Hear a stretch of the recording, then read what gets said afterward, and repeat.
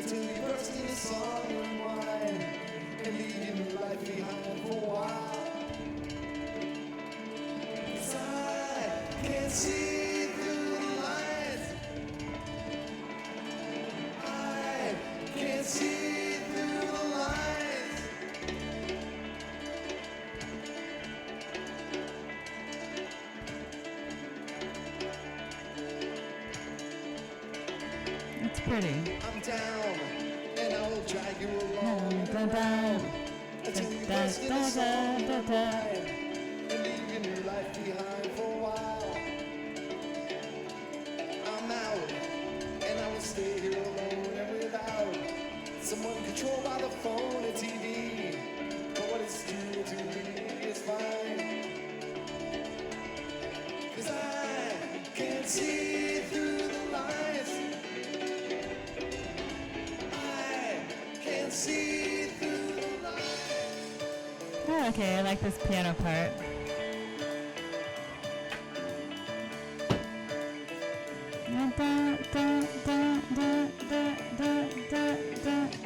Wow, look how young they are. Step into space, onto my place, that someone else made. While I stay, So young.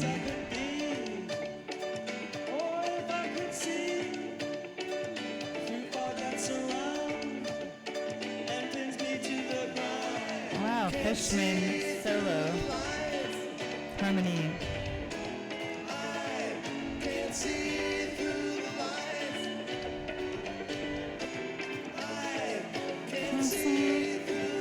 Oh, tempo is accelerating. Okay. You hear the little dun dun dun dun. They're also going up the chromatic.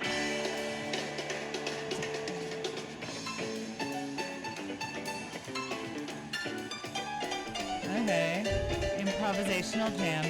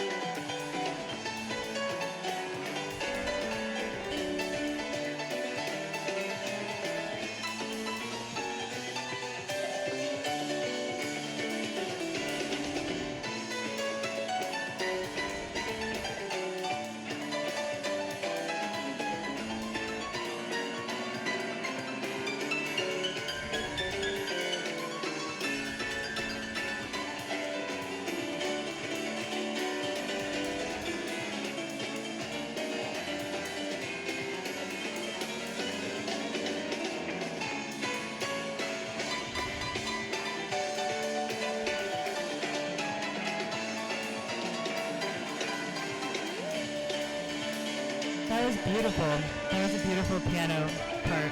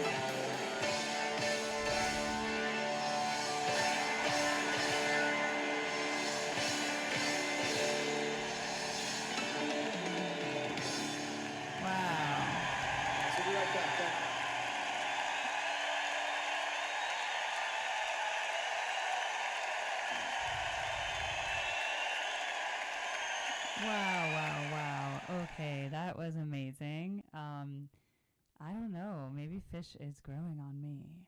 But I will say that I really liked how that jam had a sensation of a build the entire time. And again, I never heard this, so I had no idea. Because in a lot of the Phish songs, there's a middle section that's a jam, and then it goes back into the form in the end. So in this particular one, I noticed that it really built in this jam for a very long time. And in the end, we got back to kind of an original chordal area where I felt we were more centered in kind of the original chord progression of this song that we heard in the beginning. But then the rest of that is this just build. And the way they achieved that, what I noticed is you had a lot of this piano kind of like, I'm just playing here. There was a lot of like repeated piano chord kind of like, right? But then the instruments would take turns moving up chromatically, like up scales. But sometimes it would be in the piano, which gave it a feeling of upwardness. And sometimes that would be in the bass, sometimes that was in the guitar. And then, yeah, percussion is harder to move up pitch-wise, but definitely in terms of intensity of rhythm. So I definitely felt that's how they created this sensation, as if the jam built the entire time. Like, it's not like it went up and down, went up and down, up and down. It was like literally like, and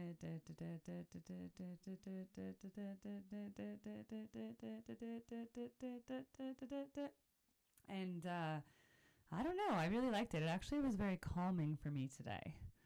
I think when I first listened to Phish, I listened to really bad songs, such as the first song I ever heard was Mole, which was just an awful luck of the choice, but I think that makes this journey even more fun. Also, this is the earliest recording I've ever reacted to. I've never seen 1997. And the first thing I noticed is that they are so young. They look so cute. They're so young. They're probably about late 20s here. In 1997, I was in elementary school. So I can't even imagine. I wasn't even on the radar of Phish when I was in 1997. I was just like playing Nintendo and stuff, you know. But they look so different. They have so much hair. They are young men kind of in their height of their rock star era. And I definitely think there's such a purity to this performance. I want to kind of just snip it around because I just want to see if I got this right. Because in the beginning, there was a song with lyrics and, you know, a melody and all that. Yeah, the beginning just kind of reminds me of a Counting Crows song or something that would have been very reminiscent of the period, you know, like Counting Crows, all those rock bands from the 90s, kind of that like pop rocky sound almost. And then, of course, that's a few verses.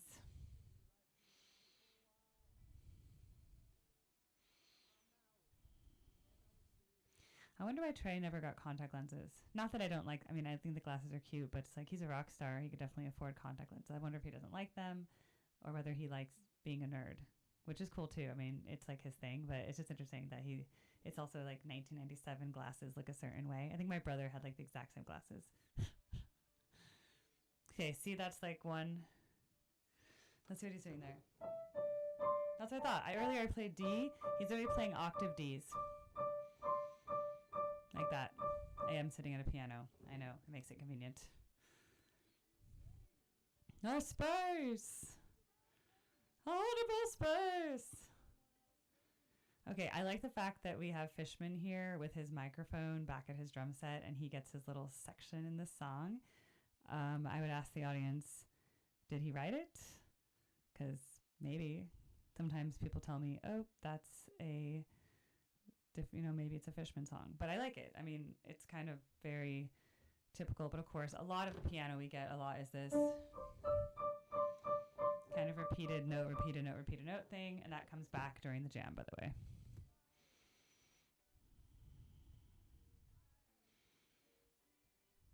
So yeah, there's that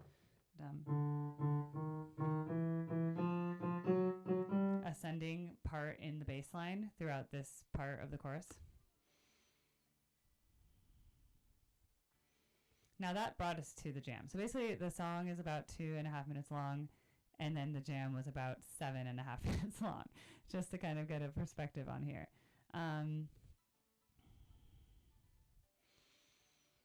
Yeah, this is like the featured piano, very jazzy, improv inspired section.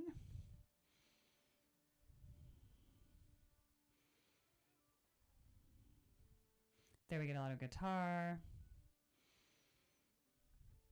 My favorite part was when they didn't actually show Mike very much, and then finally I see him right here, and I go, OMG, is that Mike?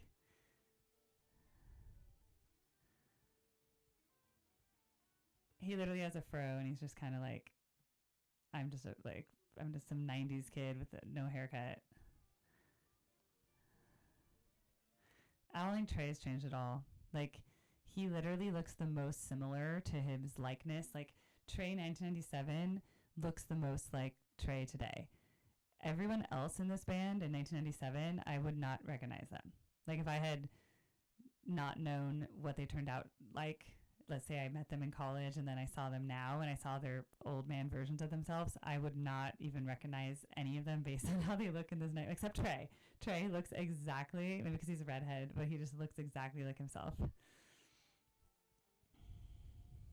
But see here how you have that, and they're just bringing it up as they go.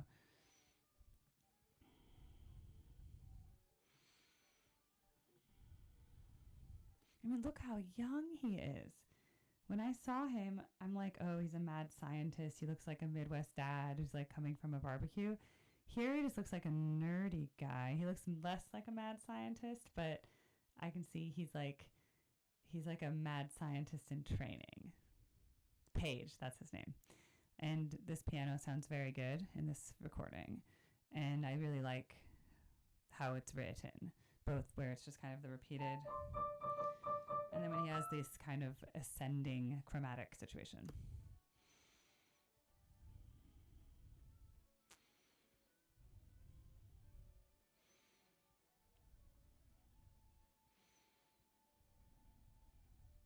Yeah, when they got back to this ending part, it's like finally when the jam resolved, it reminds me of the beginning of the jam, like back here.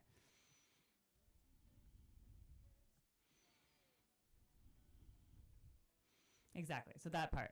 So they kind of get back there. But this whole middle section is just a whole lot of whatever. But what I like about it, as opposed to other Phish jams I've heard, is that it actually builds the whole time and it didn't go off onto like tangents. Because I think for my ADHD brain, if I'm not in the right headspace to listen to Phish, I'm just like, what's going on? I'm so distracted. I can't focus. I'm like, what? So this format of me reviewing them where I know that people are watching me, it actually really helps me hone in. Also having like headphones, having the music right on my ears, it really helps me just hone in and pay attention. Because I think it's really easy in this kind of music for me to just kind of zone out and like think about like, oh, I should do the dishes, you know?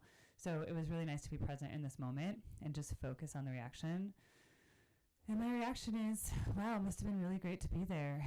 You know, it's one of those things where I bet if you were there, it's a moment you'll never forget. It looks like this was right before the break. What a way to end the first half of the concert. And I don't know, there's something about it. Like, I'm feeling very spooked almost, like just very like, woo, like spirits in a way. Like, that's a very strange, it was a very magical, locked in performance, if that makes sense. Like, they were really on in this particular recording. They were locked in. They were working together as a band during the jam. And I feel kind of like eerily like I was there, even though I wasn't. I know that sounds like a stretch, but it was really good. So I get why someone actually recommended this specific version of Taste, because it was actually really enjoyable. So I do thank you for recommending, and I do like when you give me specific concerts, because you're educating someone who has no knowledge of Phish. I have no knowledge. It's starting to grow on me, and actually the recommendations of late have been much better than where I started when I first reviewed the band. Again, they are coming to San Francisco in April this year, which is in a few months from now. And so I may have the chance to see them. And I'm guessing I have to go to both nights because you don't get the whole experience if you only go to one. So if you're local to the Bay Area or California, you're coming out for California for the show, maybe I'll do like a meet and greet with the Phish fam and we can like do some interviews, or I'd love to hear just about documenting your experience as a fan. All right. Well, peace and love to all of you. My heart goes out to you. And that's how we're starting 2025. My heart goes out to you all. And I'll see you at the next stream. And I actually want these to be live. I'd love to have people in the chats reacting and actually know that I'm doing this. So we will get to that shortly, where we all come together to watch my streams.